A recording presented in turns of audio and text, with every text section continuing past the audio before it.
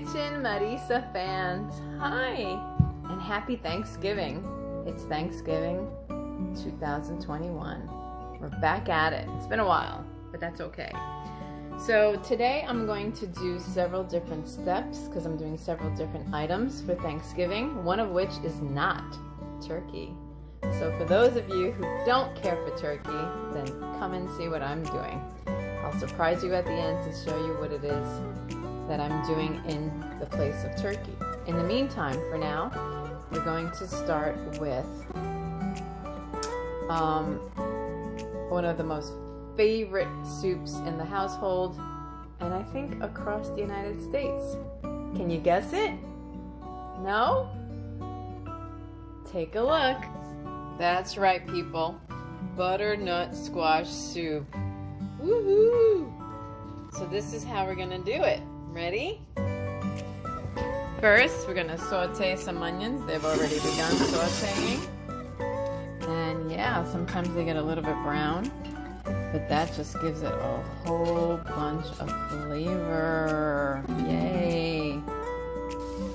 This soup is gonna have two other ingredients. One of them is this green little guy. Asparagus.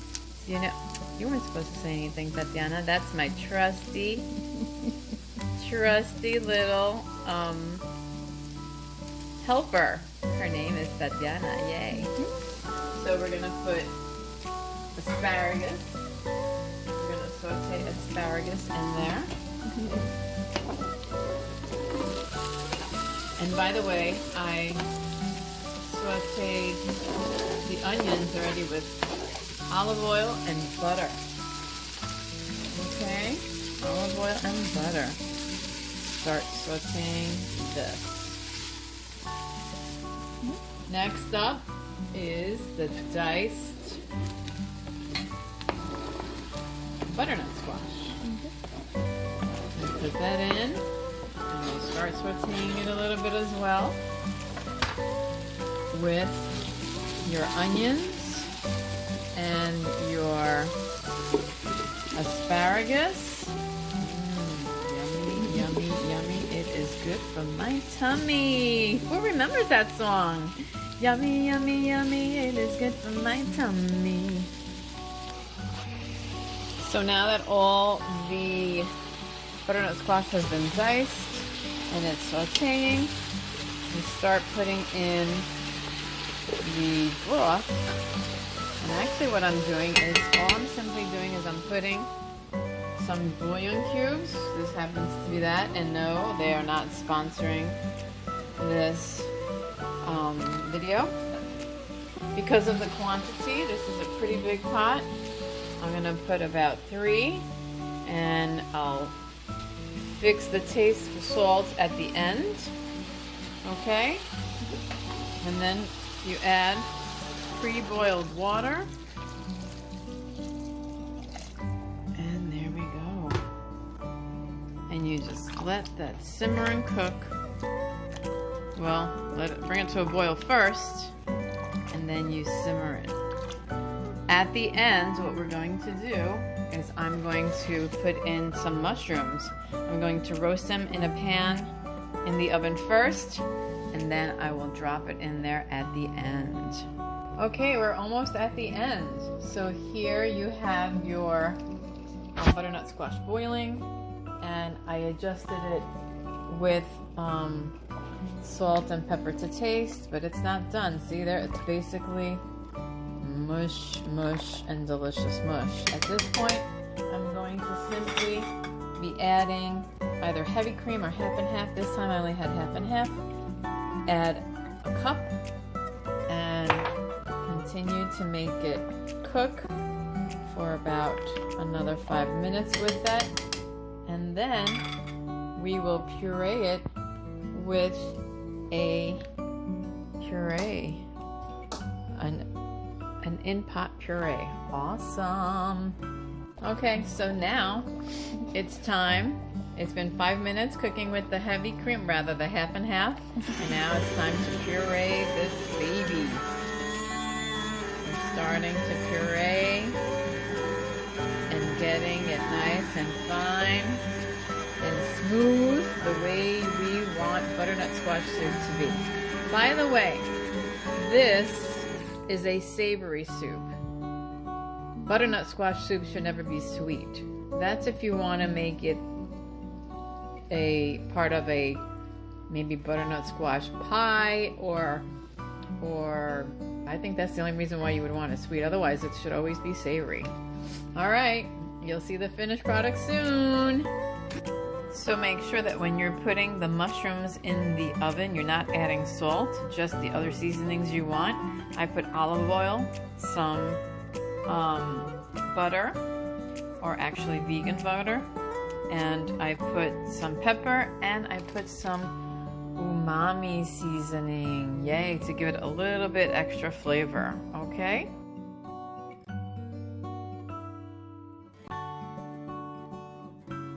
Have you ever had double mashed potatoes? Maybe that's not the right way to say it, but this is a hybrid mashed potato, sweet and regular. Watch and see what happens. So here we go. This is what makes this dish divine. 2 chicken bouillon cubes, a mixture of red and white potatoes. Just put in your water, your hot water, and you set it on the stove to cook. And then you will see the magic happen in no time flat. Guess what we're making now? Yes, those are shallots. What do you do when you have shallots and chopped spinach? Any guesses? So what we're doing now is we're going to create the roux, or as we like to call it in Italy, and I guess even in France, the bechamel sauce. Bechamel sauce. So I've sauteed some onions and garlic. I minced some garlic. And now I'm going to be putting the all-purpose flour. You can either use a sifter, or look, you can use this so that it's not clumpy. And you start with the flour.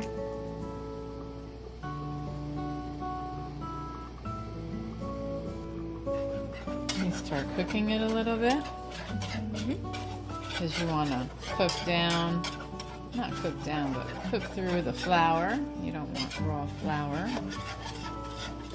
This is before we put our liquid, which will be typically, you can do heavy cream, half and half, or milk, depending on how fatty you want it. I happen to have half and half, so then the half and half is what I'm putting in there. So you put in as much as you want, but I guess probably no more than a cup. Okay. And you just stir, have your heat on low, medium to low. You don't want anything to burn. And it's going to start to thicken up anytime soon. Now, one thing that I do not use is nutmeg. I don't like nutmeg. It's my preference to not put nutmeg. But of course, if you want to, that's what the original recipe calls for. By the way, did I say what I'm doing? You'll see. At this point, add some pepper. And then add some salt. I guess about a tablespoon of salt. And as you see, it's starting to thicken up. See that? Because I want it a little bit wetter, I'm going to add a little more, half and half.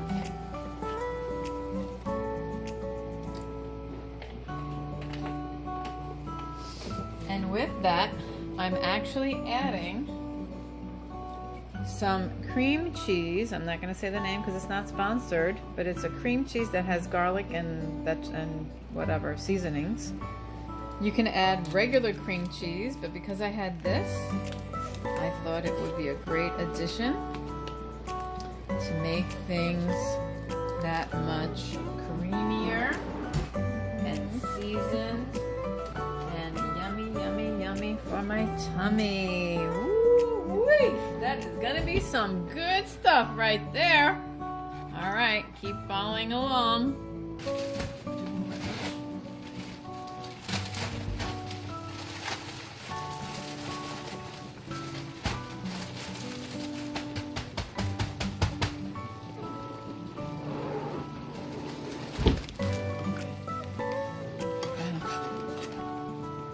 Ready? So here it is. Doesn't this look divine? Oh my God, and the taste, I can't even express to you. So that plus that is gonna be cream spinach, anyone? OMG. What can you even say to that? Who doesn't love cream spinach? This is going to be one heck of a Thanksgiving dinner with all these ingredients, with all these separate dishes. Wow. Stay tuned for more. Okay, so it's time for the mashed potatoes. You drain the potatoes. Here are them drained. You reserve some of the liquid, okay, because you will put a little bit of that back in. Go ahead and put in your butter. And the smartest thing to use to mash potatoes, I mean, you could mash these like with a spatula or something, but a potato masher, it makes them, come close, it makes them very, very fine. No clumps, no lumps, for people who like them to be smooth. And this is what you do. See that? Woo-wee! Doesn't she look gorgeous? Okay, so at this point, like I said, a little bit of heavy, this is half and half, not heavy cream. And then we transfer it back, and then I'll put a little bit of this, because it will absorb. And then we transfer this back to the stove, and then you just start stirring. Make sure it doesn't burn. And look at that. No clump mashed potatoes, but it's sweet potato and regular white potatoes. And guess what? The white potatoes that you saw, I grew them in my garden this summer. How cool is that? Woo woo! Not bet you any money. You can make this, that's the way you might want to make your sweet potato pie. Always use the potato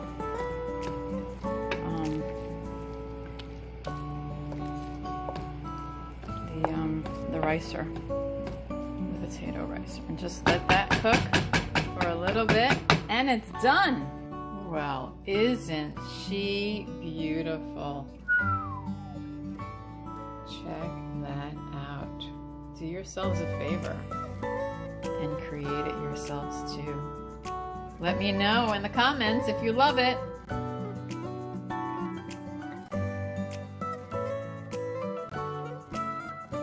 And the final piece is fried chicken today. Yep, no turkey. No Cornish game hens like I would have typically. Tonight I wanted some wings. And breadcrumbs, salt, pepper, garlic powder. I cooked the wings first with some peppercorn, bay leaf, thyme, and rosemary. I boiled it. Then here it is in the bag, covering it. And then here we go, frying those puppies. Delicious. And look, got some gravy. Woo, it's gonna be awesome.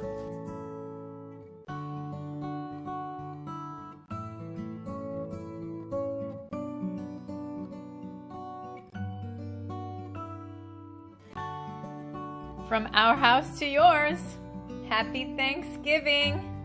And thank you for coming to Kitchen Marisa. Enjoy.